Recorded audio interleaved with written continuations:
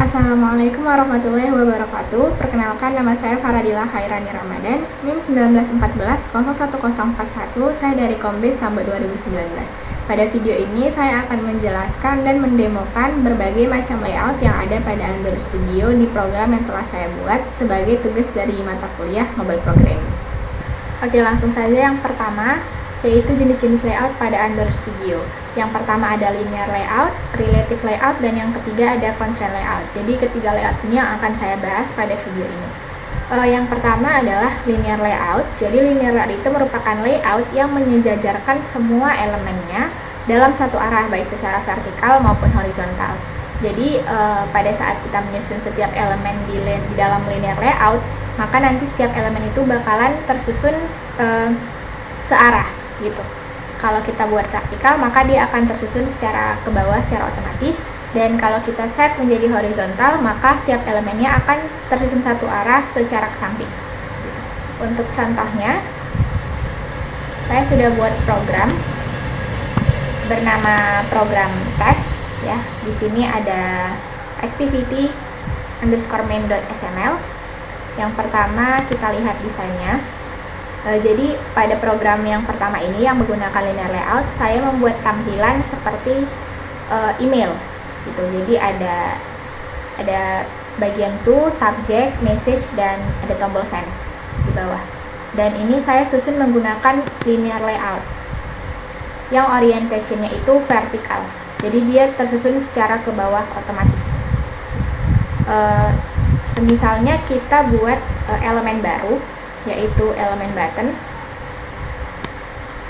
di copy dari yang sebelumnya.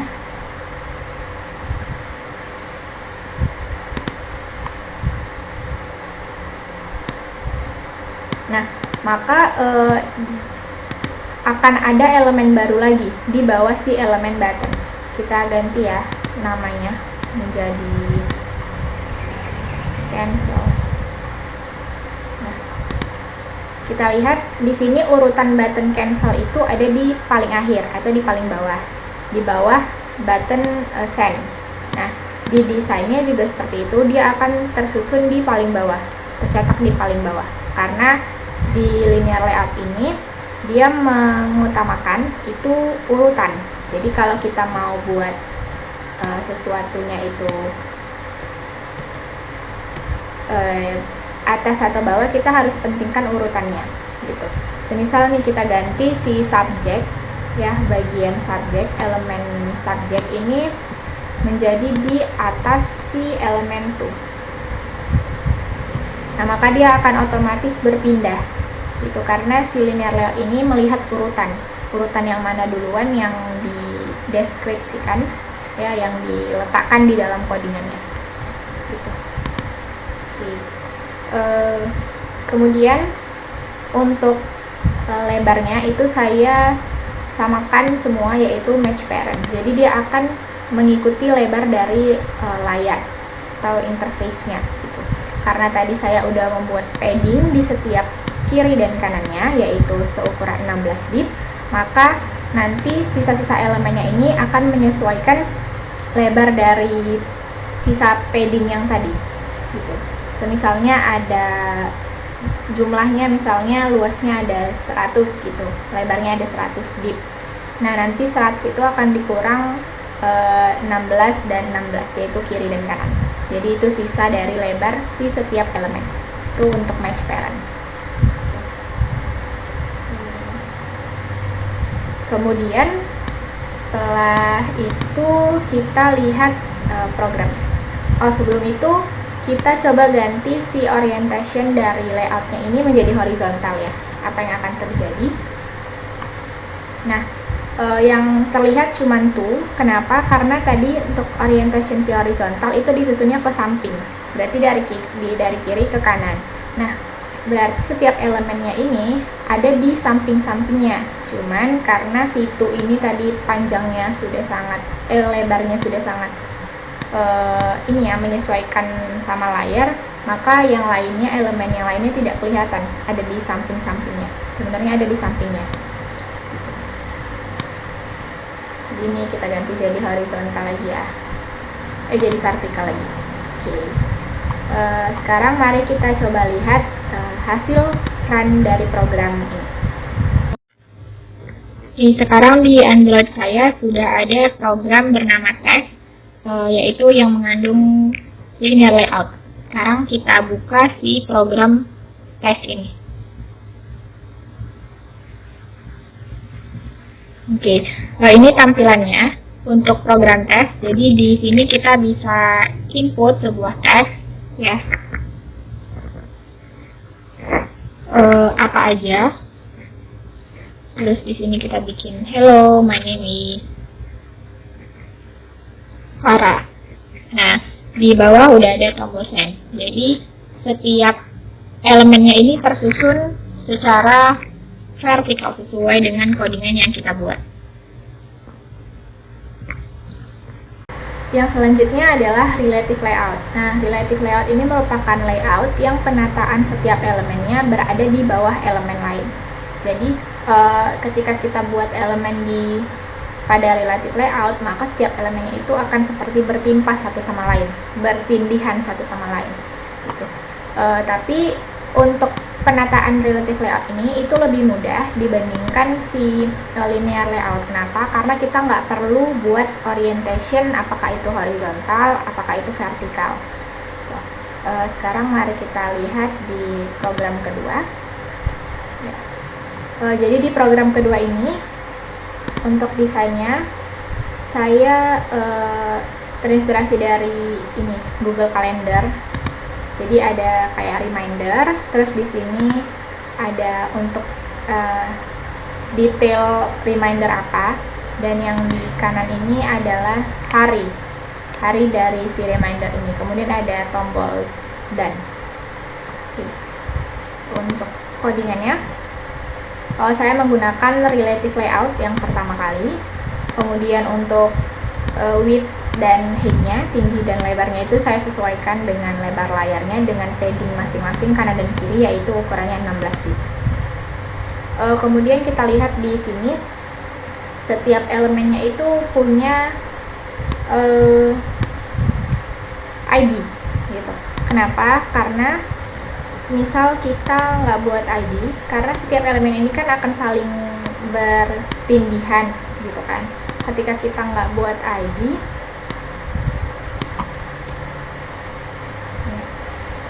ini kita lihat tombol dan ini, dia akan otomatis ini tersusunnya itu saling timpah gitu. Dia menimpa si elemen ini reminder ya, atau yang ID-nya name gitu, karena ada di atas kan gitu.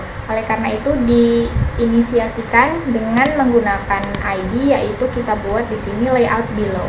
Jadi Android layout below artinya layout ini bakalan ada di bawah layout yang mana, yang nanti akan ditandai sama ID-nya gitu. Kita lihat di elemen kedua, yaitu spinner ya, yang bagian kiri berarti yang ini. Kita lihat dia layout below ID name. Jadi peletakannya nanti si elemen spinner ini akan ada di bawah elemen yang ID-nya itu name, yaitu yang ini, yang atasnya gitu. Kemudian kita lihat spinner kedua yang letaknya di kanan ya, right. Kita lihat dia juga peletakannya layout below-nya itu di bawah ID name gitu. Jadi ID yang reminder ini. Lalu kita lihat lagi button kita lihat yang di paling bawah ya, artinya dia ada di bawah elemen ke-2 dan 3 yang ada di kanan kiri ini gitu. Kita lihat di sini peletakannya layout below ID day. Jadi dia ada di bawah elemen yang ID-nya itu day ya, yang di sini. Jadi kalau misalnya kita mau buat, kita ada elemen baru nih, button gitu kan, namanya dan, jangan dan, kita ganti jadi cancel itu biar kelihatan beda. Jadi kita mau letakin misalnya si tombol cancel ini di bawah tombol dan itu, berarti kita harus pertama kita harus buat ID dulu buat si button dan ini gitu. Oke. Sekarang kita coba buat ID untuk si button dan ini ya. Add tambah ID, terus kita bikin nama ID-nya itu dan Kemudian kita mau letakin si tombol cancel ini di bawah tombol dan, berarti kita sekarang buat layout below-nya. Android layout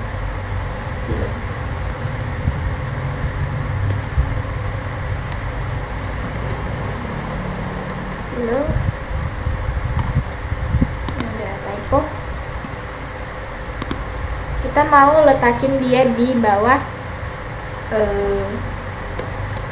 si tombol dan, ya berarti ID dan.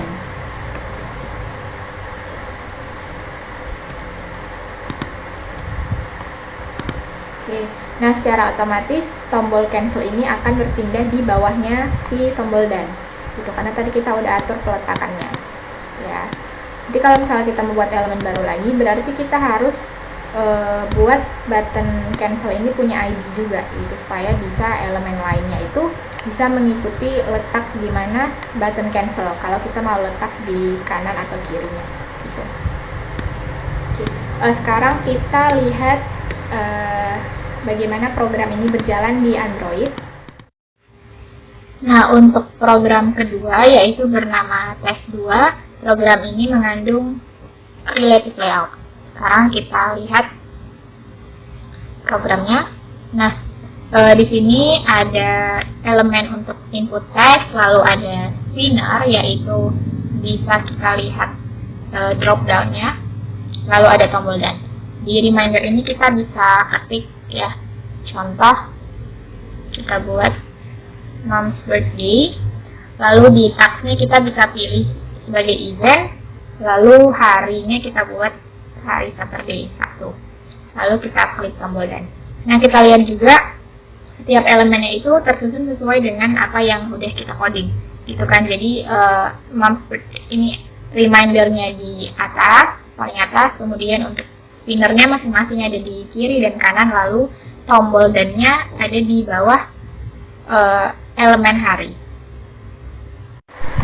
Nah, yang terakhir adalah constraint layout. Jadi constraint layout ini merupakan layout yang hampir sama seperti relative layout, namun untuk penataan atau tata letaknya si constraint layout ini lebih mudah dibandingkan dengan relative maupun linear. Jadi ketika kita meletakkan sebuah elemen di constraint layout, maka elemen itu bisa dengan mudah kita pindah atau kita geser tanpa harus melihat mengatur di XML-nya, di file.xml-nya. Jadi codingannya maksudnya. Ya. Kita lihat contoh programnya. Di sini saya menggunakan salah satu program, ya, dari program yang minggu lalu saya buat pada kuis MPR. Untuk desainnya sendiri ada icon rumah, terus ada tulisan home dan ada button lockout. Dan untuk codingannya di sini saya menggunakan constraint layout, dan untuk Android orientation-nya saya buat vertikal. Ya, ini kita bisa buat atau tidak. Misal kita buat jadi horizontal, sebenarnya dia juga nggak masalah karena udah tersusun juga kan elemennya, gitu. Kemudian untuk paddingnya saya menggunakan ukuran 30 dp. Lalu untuk image, ya, di sini ada image view. Saya menggunakan icon yang saya ambil dari drawable. Lalu ada text view. Ini letaknya ada di bawah home seharusnya, ya. Dan yang terakhir adalah button. Letaknya ada di paling bawah layar, gitu. Saya menggunakan constraint button. Ya. Jadi kalau kita mau buat sebuah elemen ini tersusun di Android, gitu, untuk menggunakan constraint layout, jadi kita biasanya menggunakan ini layout constraint bottom, constraint top, gitu, supaya peletakan elemennya itu secara otomatis bakalan ada di atas maupun di bawah ketika nanti programnya di run, gitu. Jadi kita bisa lihat di sini setiap elemen itu kayak ada garis penghubung, gitu. Nah, garis penghubung ini fungsinya supaya kita bisa meletakkan setiap elemen ini itu berdasarkan pacuannya, gitu. Jadi ini ada ibaratnya itu ini sebagai tolak ukur gitu garisnya. Jadi kalau kita buat ke tengah gitu kan, terus misalnya home ini kita hubungkan sama si logout,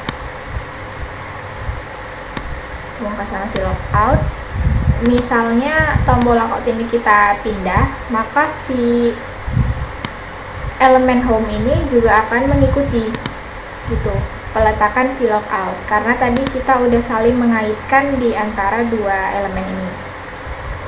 Kemudian kita kaitkan lagi si home. Nah, maka dia akan otomatis ada di tengah karena dia saling terkait oleh si elemen home dan juga si elemen button logout. Gitu.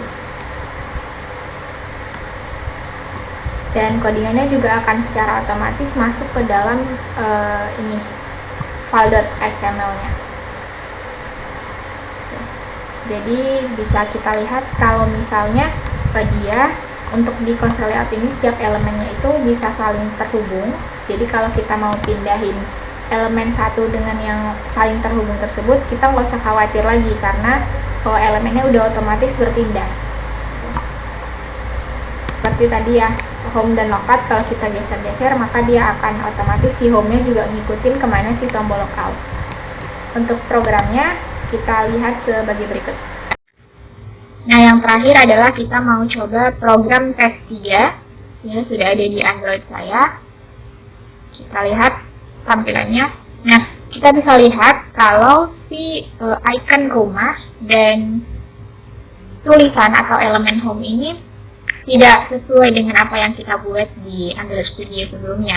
Kenapa? Karena tadi di icon rumah kita tidak buat layout-nya, layout peletakannya gitu. Kita hanya buat dia berada di atas, tapi kita nggak buat dia harusnya ada di tengah.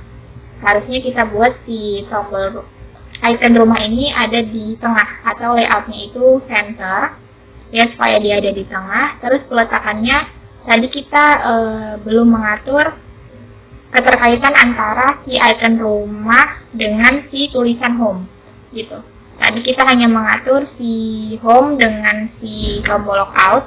Jadi kenapa tampilannya itu tidak sesuai dengan apa yang kita buat di Android Studio, karena dia menyesuaikan dengan handphone kita masing-masing. Mungkin kalau misalnya pindah Android, maka tampilannya juga akan berbeda. Sekian penjelasan dari saya. Terima kasih. Wassalamualaikum warahmatullahi wabarakatuh.